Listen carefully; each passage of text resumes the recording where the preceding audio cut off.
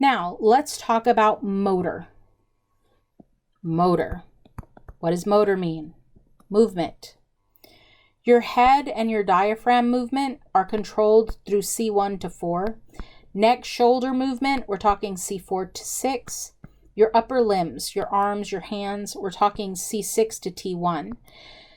Rib movement, breathing, vertebral column movement, your back, the tone of your back muscles and all of that. That's T1 through 12, so right around your rib cage, which makes sense. T11 to L2 is your hips. Your lower limbs, this is L2 to S3. Now you're probably going, okay, what about the coccygeal and all of that? Well, you also have to remember, I'm controlling internal organs too. It's not just what I know I'm controlling. So it's probably internal things like your intestine moving or being able to, release your sphincter muscle so you can go to the bathroom. You control your bladder movement and going to the bathroom as well.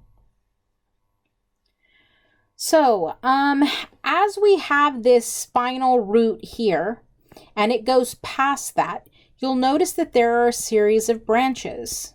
Okay, there are 3. 1 going backwards, 2 going toward the front of my body, and then 3 kind of coming internal to where, let's say, my heart would be, my lungs would be, right?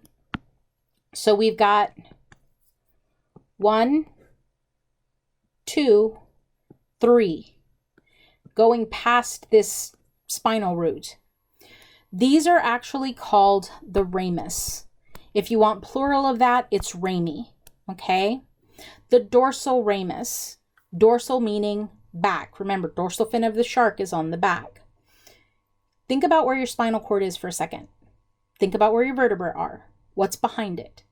There's very, very little there. So literally, when we talk about the dorsal ramus, we're talking about going back further than where my spinal cord is. Motor-wise, what does it control? The dorsal back muscles.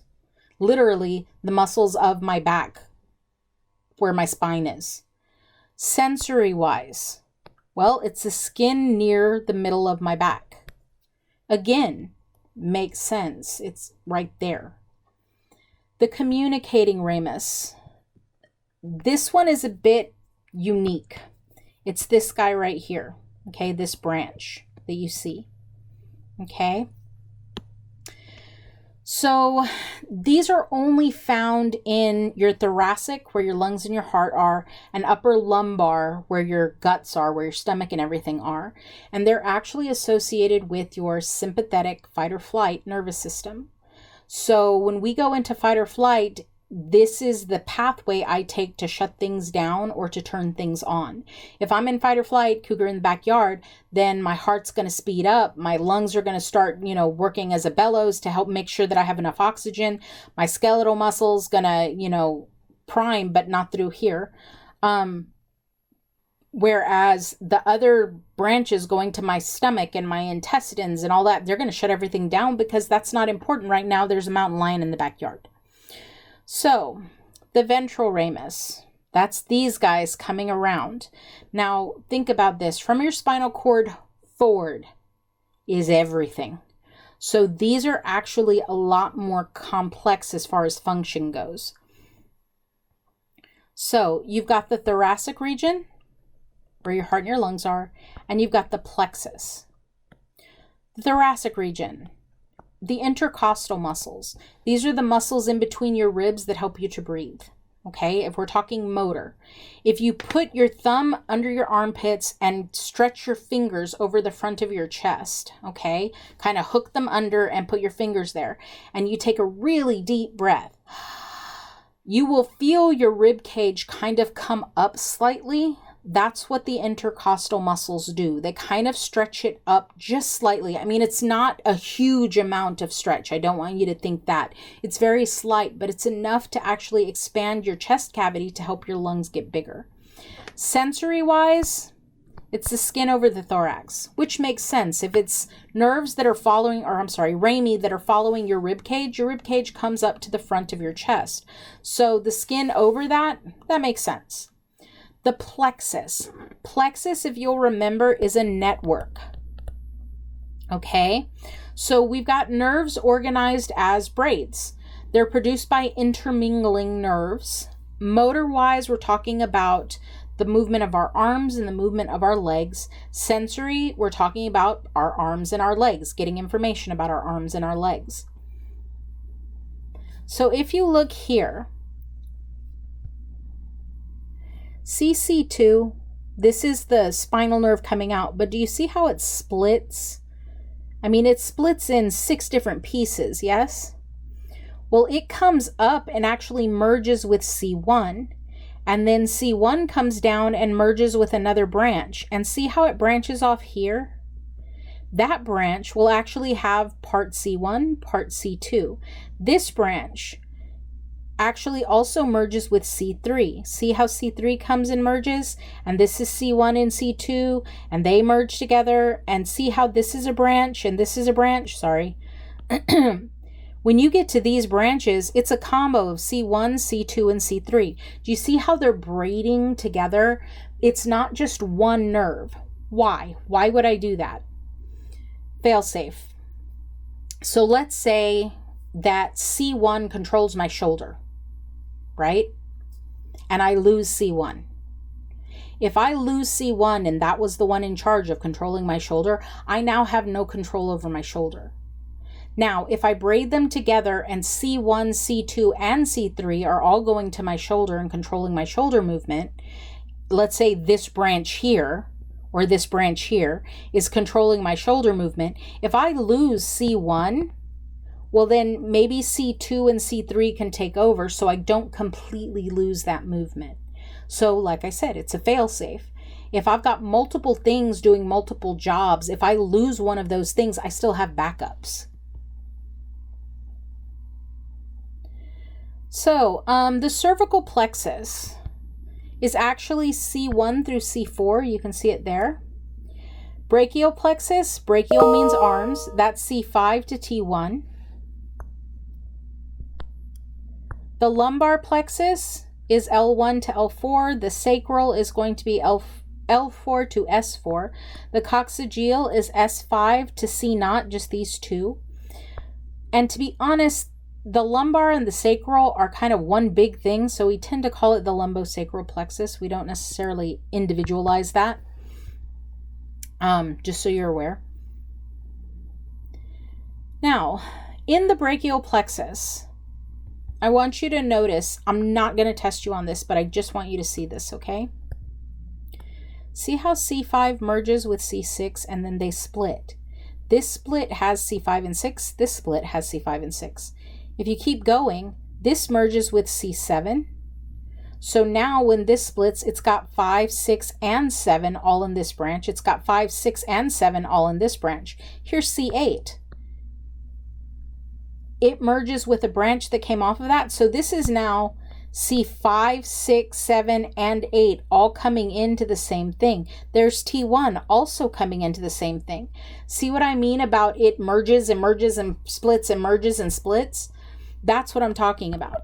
Now, I'm not going to test you on that. What I will test you on are what these guys do. Okay? So if you look, I've got the axillary nerve. Axillary means armpit. The radial nerve, hello the radius. The musculocutaneous nerve, muscles, and cutaneous, the skin. The median nerve and the ulnar nerve. Whoops. So the axillary nerve. Remember that every spinal nerve that we have is doing double duty. It's a mixed nerve. So there's going to be a motor function and there's going to be a sensory function. So looking here, that's going to be the sensory function. The inferior lateral shoulder. So if I were to tap the side of your shoulder, this would be the part that would be carrying information in through the axillary nerve. Motor-wise, what does it do? Lateral rotation of the arms. So if I were standing with my arm next to me and my thumb were facing my thigh, and I were to rotate that so that my pinky is now next to my thigh, so rotate it forward and over, that would be lateral rotation of my arm. It also abducts the arm. Remember, abduct means to move away. So if I'm standing and here's my arm, It's moving it this direction. I'm making this angle bigger. So instead of standing with my arm right next to me, I am now standing with my arm like this. It abducts, it takes it away.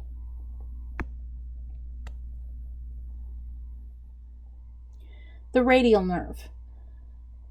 Again, if you look at the picture,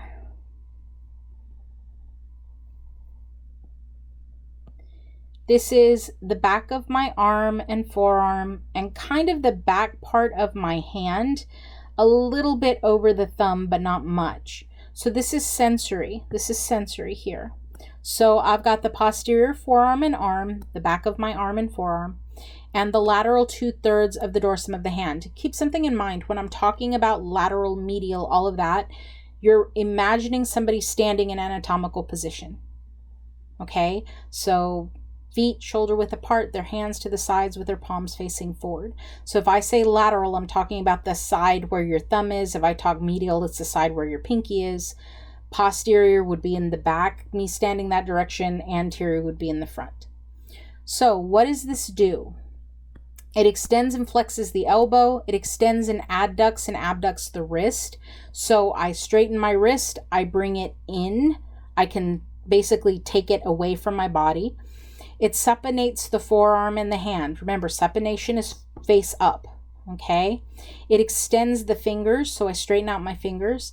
It abducts and extends the thumb. So I can bring my thumb in toward the middle of my hand, toward the palm of my hand, or I can actually take it away from there and like do a thumbs up symbol if I want to.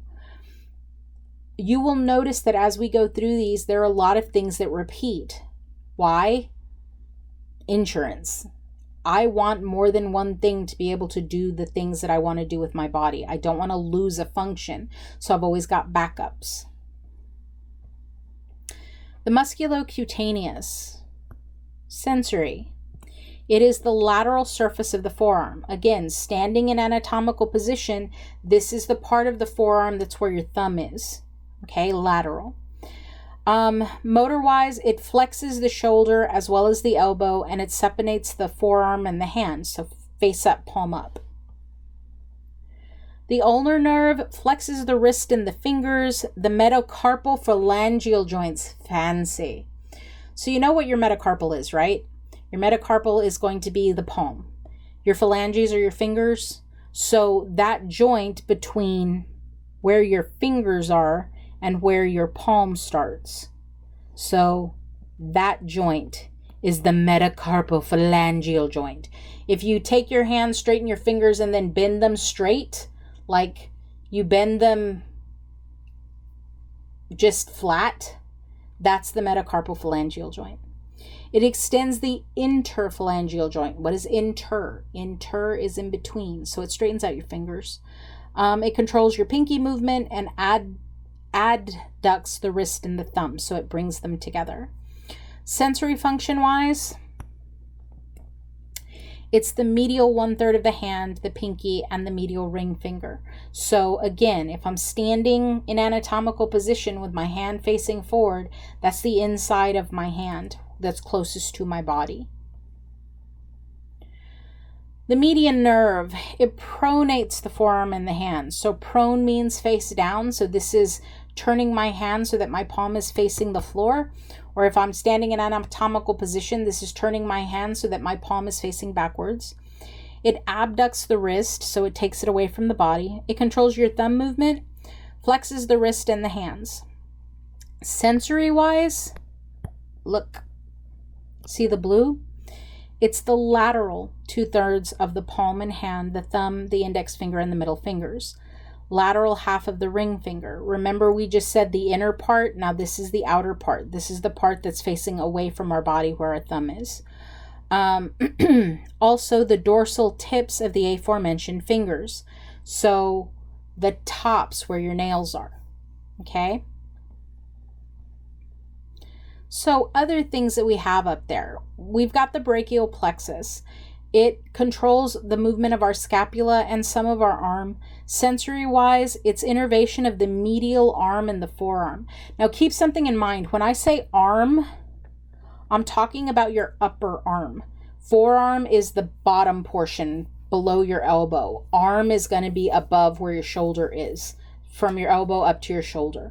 And that's just the way your book has done it. So let's talk lumbosacral plexus. Again, I'm not expecting you to memorize anything over here. I just want you to know what these things are here. The femoral nerve, the tibial nerve, the obturator, the common fibular, and then other. So let's talk about those real quick. Sensory-wise, this is the superior medial portion of the thigh. So in between your legs, that part of your thigh. Motor, it rotates the thigh medially. So if you've ever seen somebody who's pigeon-toed, that type of rotation of the foot toward the middle. It adducts the thighs, so it brings your thighs together, and it'll bend your knees. It flexes your knees. The femoral, it flexes the hip and the knee. So I can bend my knee, I can bend my hip, I can actually bring my knee up like I'm going to hug it to my chest. It can also extend the knee, so I can straighten out my leg. Sensory, look here. So we've got the anterior, the front and the lateral thigh, the medial leg, so the middle of my calf. Leg in this case is referring to the calf, and the foot through the saphenous branch. So the tibial nerve, motor-wise, it actually extends the hip, flexes the knee, as well as the toes. It plantar flexes the foot. Remember, plantar flexion is pointing your toes. And it adducts the thighs, so it brings the thighs closer together. It closes your legs, okay? Sensory, believe it or not, the tibial doesn't have anything specifically sensory to it, but the branches do. So I've got the medial and lateral plantar nerves that come off of my tibial nerve. They flex and adduct the toes. So they bend my toes and then I can scrunch them together. Sensory-wise, it's actually the sole of the foot, so the bottom of your foot. So if I'm stepping on a nail, the tibial nerve is the one that's sending the information up. The sural nerve, which isn't actually in the picture. Motor-wise, there's nothing. Sensory-wise, however, there's the lateral and posterior 1/3 of your leg. So remember, leg is knee down to your foot. So that's the leg.